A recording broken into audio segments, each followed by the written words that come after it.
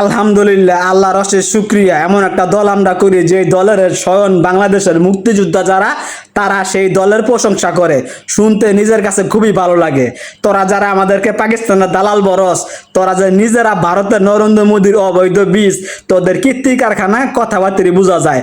যারা মুক্তিযোদ্ধা তারা এই দেশের ভালোবাসে, তারা জামাত ইসলামকে ভালো বলে। ভিডিও দেখ এবং মনোযোগ দিয়া শুনে শেয়ার করে দে যে তোরা হকের পথে আসত না আমরা হকের পথে আছি।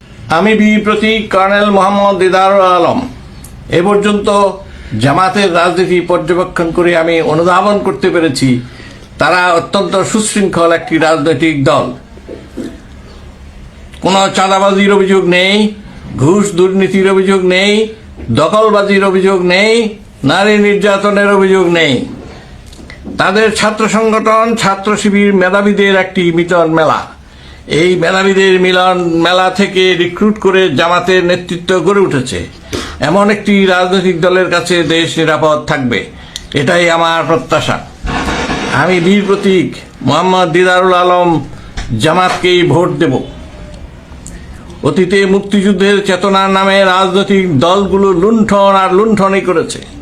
পুকুর চুরি নয়, দিঘি চুরি নয়, নদী চুরি নয়, একেবারে সাগর মহাসাগর চুরির মতো কবিরা গুনাহ করেছে। সবচেয়ে বেশি ক্ষতি করেছে লুণ্ঠিত টাকা সম্পদ তারা বিদেশে পাচার করেছে, যার ফলশ্রুতিতে ৮০ টাকার ডলার ১২০ টাকায় পৌঁছেছে। ডলারের উচ্চ মূল্যের কারণে জনগণের জীবনযাত্রা কঠিন থেকে কঠিনতর হচ্ছে। বৈদেশিক ঋণ শোধ করতে ১০০ টাকার স্থলে ১৫০ টাকা লাগছে। আমি এমন লুটেরাদের আর ক্ষমতায় দেখতে চাই না। তাই জনগণের কাছে আকুল আবেদন জানায়, জামাতকে ভোট দিয়ে জয়যুক্ত করুন, একটি সৎ দলকে রাষ্ট্রের সেবক নিয়োগ করুন। বীর প্রতীক কর্নেল মোহাম্মদ দিদারুল আলমের সালাম নিন, দাড়িপাল্লায় ভোট দিন। আমার বাংলাদেশ দীর্ঘজীবী হোক।